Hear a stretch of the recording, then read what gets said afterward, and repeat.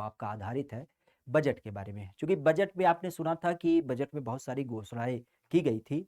निर्मला ताई की जब बात की जाए तो उनके माध्यम से एक बड़े स्तर की स्कीम की घोषणा की गई है बजट के ही माध्यम से। तो उसका क्या एक आधार है और कैसे लाभ मिलने वाला है इसका, इसके बारे में हम चर्चा करेंगे। बेसिक अगर देखा जाए तो यह योजना युवाओं के ऊपर आधारित है। हालाँकि पूर्व में भी इस योजना को जारी किया गया था, बहुत सारे युवा इसका लाभ पाए। अब एक बार फिर से बजट में इसकी चर्चा हुई है, तो कैसे लाभ मिलेगा और क्या इसका आधार है, इसी के बारे में हम चर्चा करेंगे। महत्वपूर्ण ध्यान रखिएगा, युवाओं, खास करके बेरोजगार युवा, और उन बेरोजगार युवाओं को कैसे स्वरोजगार दिया जाए और स्वरोजगार देने की दशा में, क्योंकि आज सरकार के द्वारा इस बजट में इस एक पंक्ति को भी रेखांकित किया गया कि यह जो काल है वह युवाओं को आधारित करते हुए अमृत काल और साथ ही साथ युवाओं को अमृत पीढ़ी का भी दर्जा दिया गया। अब इस अमृत पीढ़ी में युवाओं को लेकर के क्या-क्या बात की गई है तो आप भी जानते हैं। हमारे यहाँ पे सबसे पहला बिंदु प्रधानमंत्री कौशल विकास योजना 4.0 लॉन्च करने की बात चली है। इसके अलावा स्किल इंडिया को डिजिटल प्लेटफॉर्म दे जाने की बात चली है। साथ ही साथ हमारे यहाँ पे टूरिज्म कैसे बूस्ट किया जाए उसकी बात की चली है। और यहीं पर आप कह सकते हो कि विभिन्न प्रकार के लोकेशन पे यूनिटी मॉल वगैरह की जब बात की जाए वो स्थापित की जाएगा। लेकिन सबसे महत्वपूर्ण यहाँ पे अमृत पीढ़ी को लाभ देने के लिए नेशनल अप्रेंटिस प्रमोशन स्कीम आपकी चालू की गई है। ये स्कीम की जब बात की जाए तो बेसिक स्तर पे ये रखा गया कि जो भी युवा इस योजना का लाभ लेगा उसे स्टाइपेंड दिया जाएगा।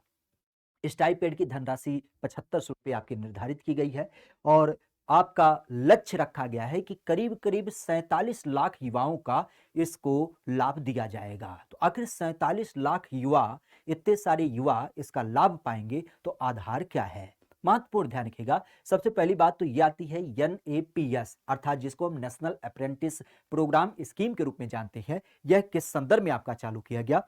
तो आप भी जानते हैं कि जब किसी एक कार्य को आप करते हैं, जैसा एक काम होता है अकुशल काम। अकुशल में क्या होता है? किसी विशेष प्रकार की योग्यता की जरूरत नहीं होती है। लेकिन कोई एक विशेष कार्य जैसे कंप्यूटर को चलाना, मोबाइल को रिपेयर करना, या हमारे यहाँ पे जो विभिन्न प्रकार के कारीगर होते हैं जिनके माध्यम से बहुत सारी चीजों को डिजाइन किया जाता है, उसके लिए विशेष उस क्षेत्र में पारंगत होने की जरूरत होती है, जिसको हम स्किल्ड लेवल के रूप में जानते हैं। क्योंकि आज अगर हम भारत देश की बात करें तो विश्व का सबसे बड़ा एक युवा जो हमारे भारत में निवास करता है, उसके पास कोई विशेष स्किल नहीं है। तो सरकार इसके ऊपर बड़े स्तर पे काम कर रही है कि कैसे हम अपने प्रदेश के युवाओं को एक स्किल लेवल पे तैयार करें ताकि विश्व की जो जरूरत है वह भारत के रास्ते से होके पूरा हुआ। आज अगर जो इसकी बात की जाए तो इसको किसके माध्यम से, तो हमारे यहाँ पे आप भी जानते हैं एक संस्थान पड़ता है खास, जिसको हम कहते हैं किसके रूप में, ministry of skill development and entrepreneurship. इसके माध्यम से इसको चालू किया गया है कौशल विज्ञान और आपके उद्यमशीलता मंत्रालय के द्वारा। जैसा कि हमने बताया कि केंद्र सरकार के द्वारा पूर्व में भी इस योजना को चालू किया गया था, किस एक आधार पर, राष्ट्रीय कौशल मिशन के नाम से। और इसकी जब बात की जाए तो आप इस पहलू से अंदाजा लगा सकते हैं कि देश के प्रधानमंत्री इस जो आपकी कौशल मिशन योजना है उसके अध्यक्ष हैं। वर्तमान अगर देखा जाए तो हमने जैसा कि चर्चा किया कि विश्व के सर्वाधिक युवा, कामकाजी युवा आज भारत में निवास करते हैं। तो इस वेबसाइट के माध्यम से बताया गया कि 65% युवा हमारे यहाँ पे निवास करते हैं, जो कामकाजी युवा हैं, जो काम की जरूरत रखते हैं। अब चूंकि सरकार सरकारी नौकरी तो सबको दे नहीं सकती है, लेकिन हाँ उसको इस योग्य बना सकती है कि वह खुद का अपना रोजगार चालू करे, उसको स्किल बना दे, ताकि स्किल बनाने के बाद वह रोजगार जो करेगा उसमें उसकी प्रोडक्टिविटी अच्छी हो जाएगी। इसी को लेकर के इसकी बात चली है। ध्यान रखिएगा, हमारे यहाँ पे जो मंत्री हैं धर्मेंद्र प्रधान, कौशल विकास और उद्यमशीलता मंत्रालय के, उन्हीं के अगुवाई में इसको 2015 में ही 15 जुलाई को चालू किया गया था कुशल भारत मिशन के अंतर्गत। स्किल इंडिया मिशन के अंतर्गत आपने सुना भी होगा।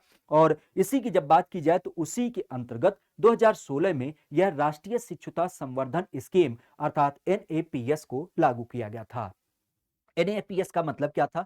बहुत सारे युवा जो होते हैं वो बहुत सारी चीजों को सीखना चाहते हैं, लेकिन सबसे बड़ा मसला आता है पैसा। क्योंकि कोई भी व्यक्ति अगर किसी चीज को सीखना चाहता है तो उसमें फीस तो पेमेंट होता ही होता है, लेकिन उसके ऊपर बहुत सारी जिम्मेदारियां होने के साथ ही साथ अपने उस फीस भरपाई के साथ पठन सामग्री की भी जरूरत पड़ती है। आने जाने का खर्च लगता है। दिन भर जब वो पढ़ाई करता है तो उस दरमियान कुछ उसके जेब खर्च की बात होती है। तो इन्हीं सारी चीजों को लेकर के स्टाइपेंड देने की बात चली थी। और इस योजना को 2016 में ही आपका लागू किया गया था। ध्यान रखिएगा, ये कोई नौकरी नहीं है और यहाँ पर इस चीज को भी ध्यान रखिएगा कि ये लगातार आपको नहीं मिलने वाली योजना है, बल्कि इसका जो एक आधार होगा, जब तक आप किसी एक संस्थान में रह करके, चाहे वह आईटीआई हो, चाहे आपका कंप्यूटर सर्टिफिकेट कोर्स हो, या किसी संस्थान में रह करके जब तक, जिस ड्यूरेशन तक आप कोर्स करेंगे, तब तक यह आपको दिया जाएगा। इसका आधार होगा महीने के रूप में। अलग अलग पैटर्नों की जब बात की जाए तो 1500 रुपए से लेकर के 7500 रुपए इसमें आपको दिए जाएंगे। आधार जो चालू किया गया था, तो राष्ट्रीय शिक्षुता प्रोत्साहन योजना, क्योंकि बहुत सारे युवा इसमें आके सम्मिलित हों, उसके लिए इसको चालू किया गया था अगस्त 2016 में, जैसा कि हमने चर्चा किया। और भारत सरकार के ही माध्यम से कैसे लोगों को प्रोत्साहित किया जाए, वित्तीय प्रोत्साहन दिया जाए, उसके लिए इसको चालू किया गया। जैसा कि हमने बताया कि इसमें दो प्रकार के आपके मानदेय की बात की गई थी, अर्थात स्टाइपेंड की बात की गई थी। एक था कि निर्धारित स्टाइपेंड का 25% और उस आधार पे अधिकतम रुपए जो देना था वह 1500 रुपए प्रति प्रशिक्षु नियोक्ता के आधार पे देना था। और दूसरा था मूल प्रशिक्षण की लागत का अधिकतम साझा करना, और वह था आपका 7500 रुपए। तो अभी इसी योजना को एक बार फिर से चर्चा में लाया गया। हालांकि अगर बात की जाए तो पूर्व के आंकड़े ये बताते हैं कि इसको जब लागू किया गया था तो उस टाइम पे हमारे प्रदेश के करीब करीब 7 लाख युवाओं को इसमें लाभ में मिला था। कितने लोगों को? 7 लाख से अधिक युवाओं को 2016 में जब इसको चालू किया गया था तो लाभ दिया गया था। लेकिन अभी बजट में इसकी एक बार फिर से चर्चा हुई है कि अब इस योजना का लाभ 47 लाख युवाओं को दिया जाएगा, ताकि वह अपना स्किल डेवलप करें और साथ ही साथ उनके परिवहन का खर्च, उनके आवास का खर्च, उनके आने जाने का खर्च और उनकी जरूरत की चीजें इसमें आपकी पूर्ति करी जाए।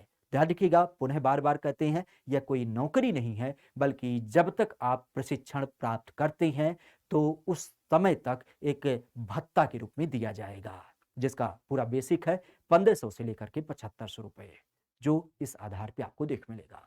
उम्मीद करते हैं दी गई जानकारी पसंद आती है।